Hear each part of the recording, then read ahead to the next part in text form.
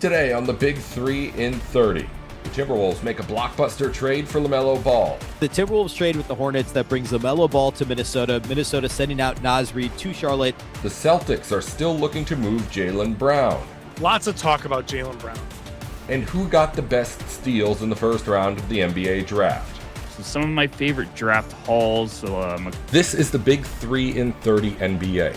The three biggest stories in the NBA from our local experts at the Locked On Podcast Network.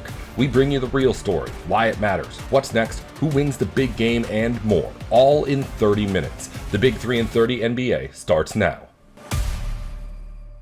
Thank you for making the Big 3 in 30 your first listen of the day. Part of the Locked On Podcast Network, your team every day.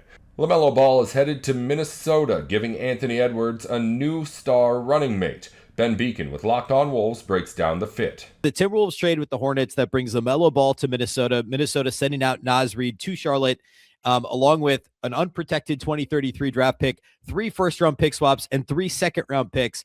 It's a ton of theoretical stuff. The bigger thing is obviously jettisoning Naz Reid. I actually did on yesterday's show, which was all about Isaiah Evans and the Timberwolves draft selections, which feels like forever ago, and it was like less than 12 hours ago I did that show. I did 3 minutes off the top based on the LaMelo Ball rumor, and I said in that 3 minutes, if the Wolves end up folding the LaMelo Ball move, which at the time had just been rumored by Mark Stein, Shams Charania, there was a bit of chatter last night, Wednesday night following the second round of the draft. I said in that 3-minute open, if the Wolves are able to fold in this transaction as part of the Julius Randle trade and not give up Rudy Gobert, I'm all on board. If they traded Rudy Gobert, I felt like the fit was pretty iffy because the Wolves defense minus Gobert plus Ball would be not good. I did not mention the possibility of including Naz Reid. That obviously is another wrinkle, but at the end of the day, this trade increases the Timberwolves ceiling. There's no question about it. Setting aside, there's obviously all kinds of emotions, and rightfully so, among Wolves fans about trading Naz Reid. You know, an undrafted guy who cut his teeth in the league, earned 2 big contracts, won 6 Man of the Year, all this stuff was initially a summer league roster addition, and then earned a 2-way deal, and then earned a non-guaranteed, partially guaranteed contract. Like, it's tough. And all the tributes and stuff should be posted, and it's going to be hard to lose Naz Reid. But a strictly basketball move, this trade absolutely raises the ceiling of this Timberwolves team. There's no question about it. LaMelo Ball is the word generational probably gets thrown around too much, and maybe that's slightly hyperbolic, but he's very likely the best passer in the entire NBA right now, not named Nikola Jokic. And I think we are underselling in a lot of cases just how impactful LaMelo Ball will be offensively. And that's what I want to talk about today, is just talk about the fit.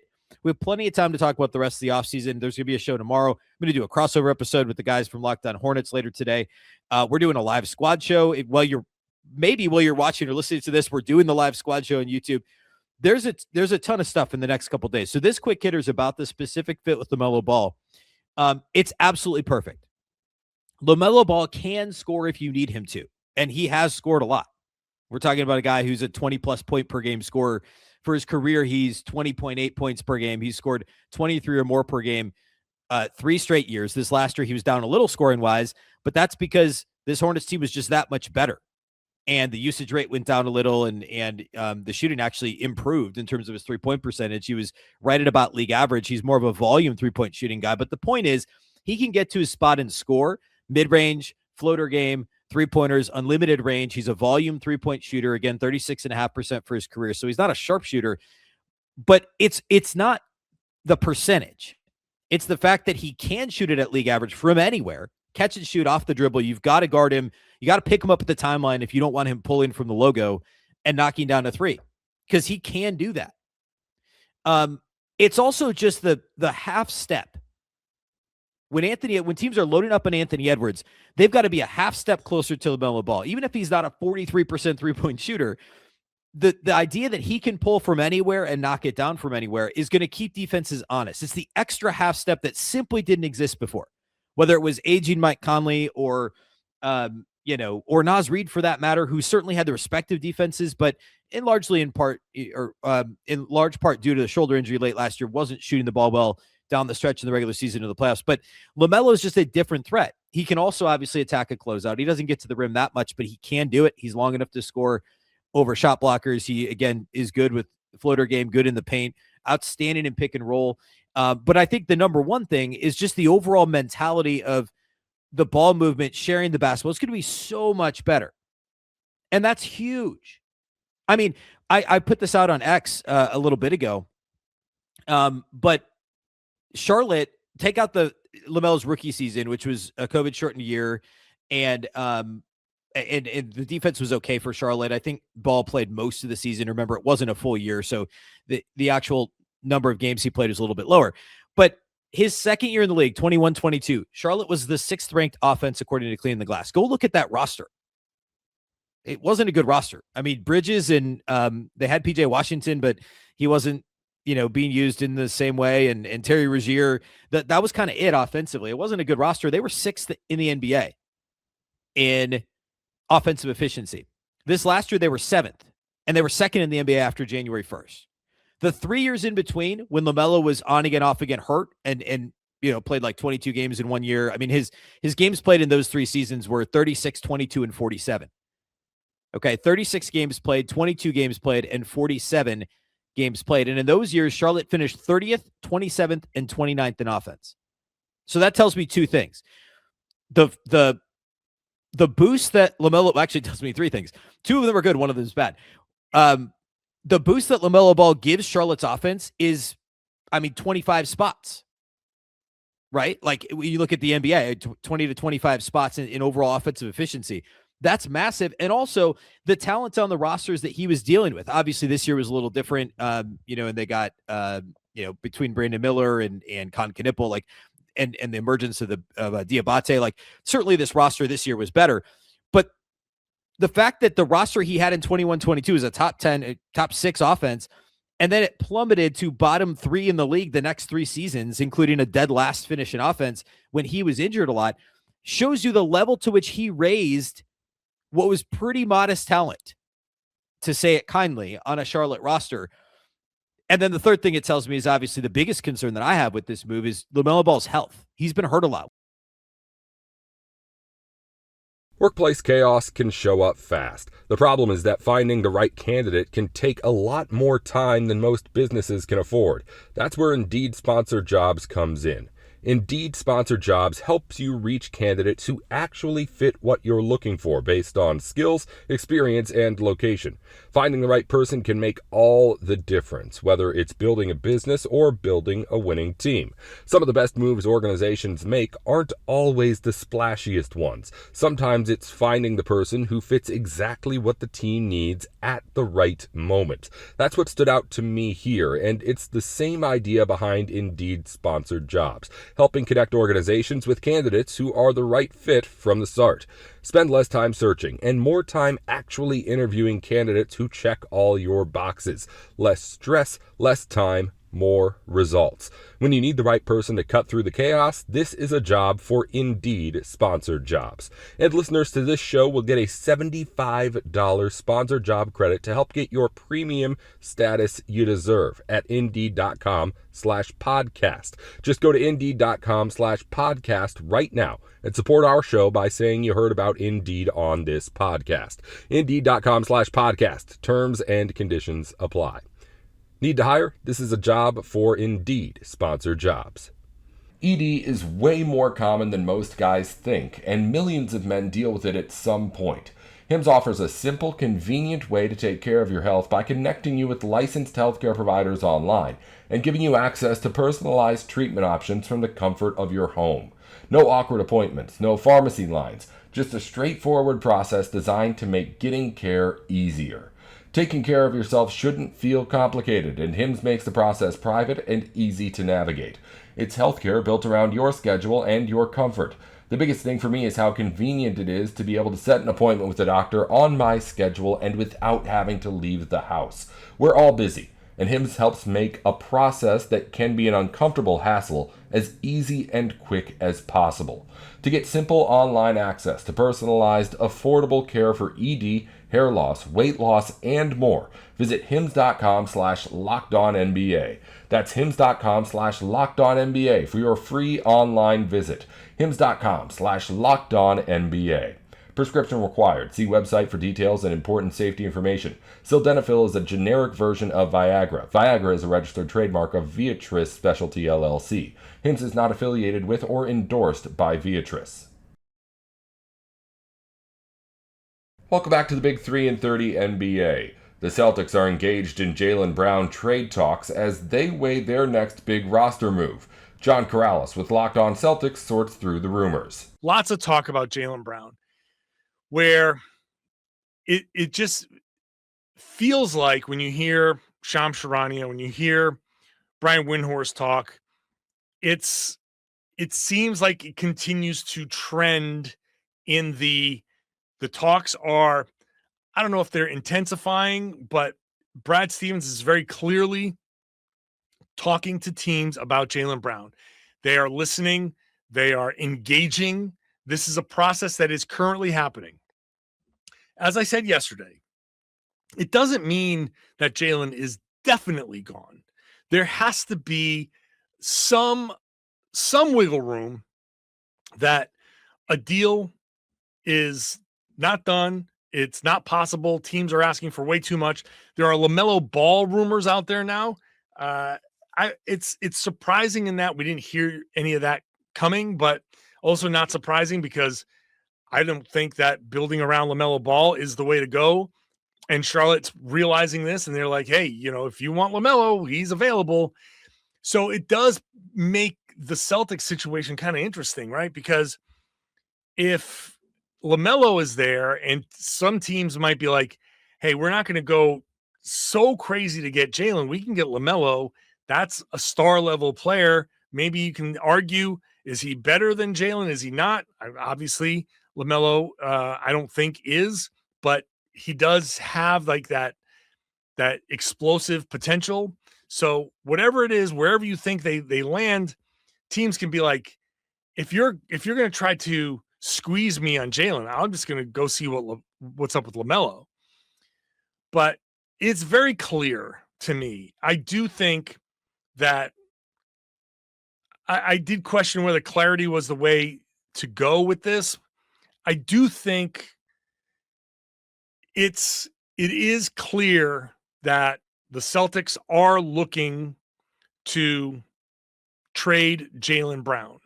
Now, whether you want to get into the semantics of are they shopping him, I don't know. Is Brad Stevens calling up every team in the league and saying, hey, you guys heard I'm Jaylen Brown is available, right? Whatever the semantics are, wherever the Celtics fall on this spectrum of listening to offers, engaging, shopping, pushing, renting a blimp and putting it out there, hey, come trade for Jaylen Brown. Wherever they land on that spectrum, it's clear. I go back to what I said yesterday about when I asked Brad directly, is Jaylen Brown going to be on the team to start the season? And he said, I can't predict the future. It's because Jaylen is on the block. He is the discussions are being had. So I know there's some pushback. I know people in the comment section on YouTube were pushing back and saying I was reading what Brad said wrong.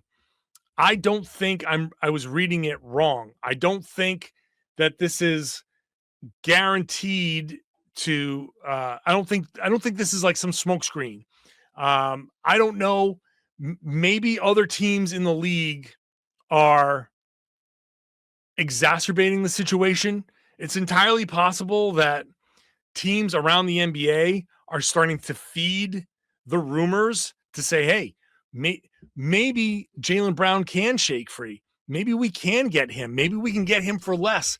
Maybe we can force him to request a trade because we're poisoning the well. And the more we tell Windy and other sources, other reporters, hey man, yeah, we've heard a lot of noise about Jaylen Brown. The more that gets out there, the more likely it is that Jaylen's going to be, even if he's not there at this point, that somebody's at some point Jaylen's going to be like, hey, you know what? I'm sick of this. Okay, just do it, Brad. Just I'm not coming back. I'm done. Trade me. And everything that happens in the league, there's some level of sabotage going on. This is going to be an interesting thing. I got a mailbag question about the media, how that, all of this stuff is handled. And I do think there's a legitimate conversation to be had. Maybe Tom Westerholm and I can get onto like a bonus podcast and just riff for 20 minutes about this, because everybody has their own sources and people are digging. And so I make a couple of calls, send a couple of texts. Jay King sends a couple of texts. Adam Himmelsbach sends a couple of texts. We all have different degrees of people who are willing to talk to us, right? Because sometimes it's who we work for. Sometimes people want to know that if they're gonna leak something, it's got to get out there to a place where it'll catch fire. So that's some things. Some people like different people. There might be people in the organization that hate me but love somebody else, and I'm not going to get the information. I got to go get it from somewhere else. And there are higher level people talking to higher level reporters and so on and so forth. Guys from other teams, agents, GMs that aren't even involved but have heard things. All of this stuff, it's all there, and everybody has an agenda, right? There are very few people who talk just to be like, hey, I'm going to be truthful and tell you some information. So people have an agenda. Reporters' jobs is to understand what that agenda is and not go rushing with every little rumor to go write a story, because maybe you've heard something and you're like, I kind of want to get another person's take on this, because what I'm hearing from this person is very one-sided. There has to be some level of that in the discussion. The problem is that everybody's writing, right? There's 1,000 people writing about the Celtics, where it used to be a dozen people writing about the Celtics, and you all had to wait for the paper in the morning to see what the headline was. And now there's reporters, there's high level, the Windhorse types that are on ESPN. There's the local beat guys like me. There's the national reporters. There's just different levels, and everybody's fighting. There's bloggers, there's aggregators, so many different people. And with social media, all of it gets thrown into the same salad, and you can't tell. For you, the consumer, I feel bad. Because it's so hard to tell what's real, what's not, where it's coming from.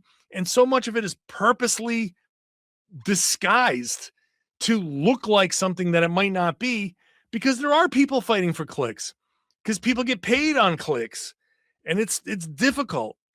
It's difficult to do something that is legitimate and thought out and nuanced and still get the attention. I'm trying to do something that's at least got some sort of reasoning behind it. If I'm wrong, so be it. But at least I'm thinking things through and coming up with something, right? I'm not just trying to play gotcha. I'm actually talking about things that are happening, and I'm reasoning things out. Again, if I'm wrong, I'm wrong. If I'm right, I'm right. Great. But I still need people to click. So sometimes the headlines have to be somehow attention grabbing, right? And people don't like the headlines, so they accuse me of being clickbaity. But this is a tough field to get information out, to get the stories out, to get paid for what you do, for the work. And all of this means that Jaylen Brown is caught up in this tornado of rumor, speculation, all of this stuff. I'm sitting here. I just spent 10 minutes talking about Jaylen and what I think all of these things are pointing towards. I do think it's pointing towards he's going to get traded. But it's also entirely possible that the league, the vultures are swooping in and trying to drum things up and drive a wedge between Jaylen and the team and make this look worse than it actually is. That's possible. So many things are possible. But for certain, the Boston Celtics are listening to non-Giannis trade offers now. Giannis is gone. He's going to Miami, and the Jaylen Brown noise hasn't gone away. In fact, it's gotten louder.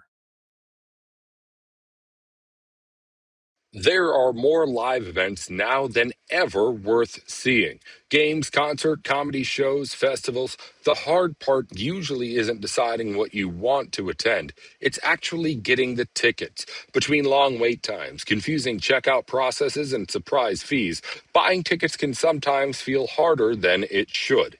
That's why so many fans are turning to Gametime. The app is actually built to make buying tickets simple, with upfront pricing, seat views before you buy, and exclusive savings opportunities that help you get to the events you want without the usual hassle. There's something different about being there live, whether it's the crowd reaction, the energy in the building, or a moment that everyone experiences together. It's one of those things that doesn't fully translate through just a screen. My biggest pet peeve is when you think you found a great deal to get there, get all the way to the checkout, and suddenly the final price is completely different. Take the guesswork out of buying tickets to every type of event with Gametime. Download the Gametime app, create an account, and use code LOCKEDON for $20 off your first purchase. Terms apply. Again, create an account and redeem code LOCKEDON for $20 off. Download the Gametime app today. Welcome back to the Big 3 and 30 NBA. Round 1 of the NBA draft is in the books, with AJ Debantza, Darren Peterson, and Cameron Boozer leading a loaded class. Tyler Rucker with Locked On NBA Draft looks at the best picks of the round. I wanted to focus more on the team and best fits. So some of my favorite draft hauls, so a couple teams, had multiple picks. A couple teams traded in to get a second pick. Caught my attention. I thought there was some really smart movement by front offices in this first round. Also wanted to make sure to point out some of my favorite places that prospects ended up. But let's kind of just rip the Band-Aid off and start big picture here. I want to kind of just talk my general thoughts about the first round. Now, look, the draft over the last couple of years has been one of these things where fans are always, it is our sports reality TV show. I think that's why we love it. We love to see if there's chaos, there's anarchy, there's that wild pick that creates, the Bill Simmons meme, whoa, or just something that you were frequently texting about and cannot believe just happened. We probably all have a fan moment of a player getting selected to our favorite team in which you kind of sit there and pause and you're like, I've never heard of this guy. Now, previous years, you probably really wouldn't have heard of them. But if you were at No Ceilings, we would have been telling you about them. But there's always that one name where you're like, wow, I thought I was getting familiar with the draft and I don't know who that is. And it seems like those days are numbered now. It seems like those days are not as familiar. Now, you could say Young Hansen last year was a little bit of a shocker for a lot of people. And I think more you were very familiar with who he was. It was just the place he was taken. But if you really think about it, in recent years, we haven't had that much anarchy and chaos. I do think this is a product of a lot of front offices are really focusing and locking in and getting, better scouting departments, the advance in analytics and statistics and numbers and how smart these teams are becoming. You're starting to see these teams are almost leveling up when it comes to drafting and finding ways to improve the margins. That doesn't mean that, there's not some first round picks where you're like, that one might be an interesting fit. I don't know how that one's going to work out. Is that going to be a guy that might actually have to get to the second team to really find? there's always those that you kind of we'll see how it progresses moving forward. But I also think like it's funny when fans you kind of see last night there was a little bit of like fans being like, man, this is too chalk. This is boring. I want something. And you're like, well, shouldn't you be excited that it seems like teams are drafting better? The teams are drafting the guys that seem like they're the best 30 prospects in the first round. And I know there's some debate there because there's still some really good value on the board as I'm recording this right before round 2. But I thought it was a really good first round. I thought there was a lot of fascinating players that, we had heard going up into the draft the night before the draft. There was a lot of names that were connected all over the place. It seemed like 1 through 7, when you talked to teams, was pretty set. It seemed like 8 to 10 was kind of like hey, it could be this 5 guys, or it could be like the range of these 4 guys plus a couple wild cards. So you're like, okay, well, that doesn't make things easier. Then you kind of moved on and it was like, oh, wow, it's just a bar fight of connecting every single prospect to each pick you possibly could. You feel like you would get the intel and you'd get narrowed down, and then a day or 2 later, all of a sudden a new name popped up of like, hey, this could be a wild card. Or the ranges with all these prospects was really wild. Kareem Lopez, off the top of my head, you heard as high as the lottery, and then you heard all the way to the 20s. Nate Ament was a name that, going back the last couple of weeks, was mentioned. He could be at 6, he could be at 8, he could be at 10. That's where he's buzzing right now. Then it was all of a sudden, hey, if he gets past 10, he might tumble. Could OKC be interested? Is Dallas now someone at 9? It's a lot of smoke and mirrors leading up into the draft. That's why I always stress to people, like when you start hearing intel really close to the draft, or buzz or rumors, be really careful. It's usually a lot of smoke. Sometimes it's a team trying to get another team to bite, maybe up the ante a little bit and try to get an asset from them, or get them to come up and like, that's a poker match. Sometimes it's also the strings being pulled behind the scenes. Might be agents, might be, just some misdirection that you're kind of careful to believe the late smoke. So I thought it played out pretty much the way I was expecting. There was a couple of names that I think slipped through the cracks that kind of surprised people. The Baron Philon for one, Cameron Carr out of Baylor for another. But, it's the fun part about kind of leading up to this. We have a lot of passionate fans, which we love you guys, but a lot of passionate fans will be like, hey, there's no way this guy slips. And I'm like, there's always no way someone slips until after the draft. And we go, wow, I can't believe that guy slipped. I can't believe this. I can't believe Baron Philon fell to the 76ers at 22, or can't believe Cameron Carr fell all the way down into the 20s. Like, there's always names that slip through the cracks, especially in a talented class that we knew and expected this one was going to be. There was going to be some names. All right. So let's get into the beast, though. This first round didn't shock me too much of the names. I think the order and the range where they all ended up was pretty much kind of expected by 1 or 2 spots. You just kind of are like, all right, who's pulling the trigger here? I wanted to talk about some of my first, favorite draft hauls, team specific teams that have multiple picks. This is in no specific order. I'm just kind of going off the top of my head. I have my list that was like me going through the ranks and kind of just throwing it all over. So one of the first ones I actually love is, I love what the Charlotte Hornets did. You get Anis Steinbeck at 14. They needed a big. That was the buzz going all the way into the draft. Every team you talked about was like, hey, this is probably either going to be Steinbeck or Merez Johnson. It seemed like those two had a floor at 14, 15. And he also thought, like, hey, if Mara somehow was still on the board, maybe he could be in the conversation. Merez goes 9 to Dallas, which, spoiler alert, we'll talk about him a little bit later.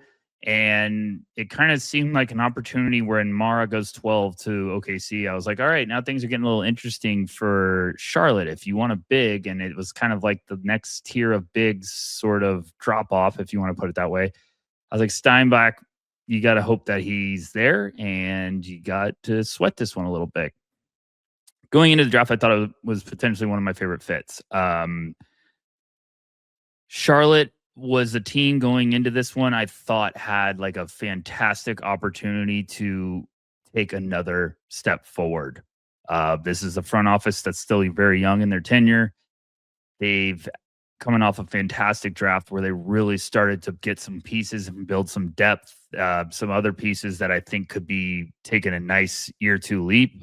Zion James, Ryan Kalkbrenner, Liam McNeely, I think is going to be a guy that probably starts to shock some people a little bit. I think he could take a nice step in year two. And then obviously Colin Knippel was unbelievable last year. Looks like a potential superstar for that team. But, a young rebuilding team like this that is really trying to start being like, okay, let's get movement towards getting into, the playoffs and staying there and being a team that can really stack together these impressive wins. Well, I always say, like, to do that, you need to stack together good drafts. And that doesn't mean you need to swing for the fences and just hope you get lucky back-to-back years. No, you need to understand, I'm using a baseball terminology, you need to understand sometimes just hit a single, hit a double, like just get on base and keep moving forward. And when you stack a couple of those drafts together, you look up all of a sudden, you're like, wow, this roster's coming together nicely. We got some good depth. We got some good value in the draft. Our hit rate's good. And you get a little surprised about all of a sudden, you're like, okay, we got some depth at multiple positions here. Now we can have some fun. I thought Charlotte at 14 and 18, like 18 was my personal, like, okay, I think that's where the line gets a little interesting after that. You had heard that Charlotte was kind of talking to Golden State about maybe Golden State wanted to come back. I think it was a very desired combo of picks because 14 and 18, like I just said, we're pretty much in the wheelhouse of like, hey, the value could slip a little bit, play perfectly into your hand. I thought Charlotte should stay put. I know they were, in some trade rumors with another team about a very talented big man, but they stay put. Honest Steinbeck was like a perfect fit for this team. They needed another inside presence. He is an unbelievable rebounder. He has been his whole life. Boardman gets paid, and that dude can hit the glass. So 6'11", 248, good touch, toughness. I thought it was a great pick. That's probably, one of my best, like, hey, perfect. You just get the solid player, solid big man that should play for a long time and still has upside. And then at 18, Charlotte this was a one fun intel thing. Charlotte was pretty much connected to pretty like all that second tier of guards. And then you started to hear maybe it could be another name or two. But one name that, I thought it could have been Okori or Christian Anderson, Abuka Okori of Stanford, and Anderson's still on the board. That's a great get too. Former teammates overseas with, Steinbeck. You get that little chemistry right there. Anderson's a really talented point guard. I know he's around 6'2" and change and a little light, but that's one of the best shooters in this draft. Unbelievable pick and roll weapon. Really talented guard. I think there's a lot of room for growth with his game. If he fills out a little bit, he's got the NBA skills. Like his best basketball on the court fits really well with the NBA style. That's all for today's Big 3 in 30 NBA. If you follow football or college sports, the Big 3 in 30 has shows for the biggest news in the NFL and on campus going up every weekday just like this one. Just search the Big 3 in 30 NFL or the Big 3 in 30 College wherever you're listening or watching right now. Thanks again for tuning in to the Big 3 in 30 NBA.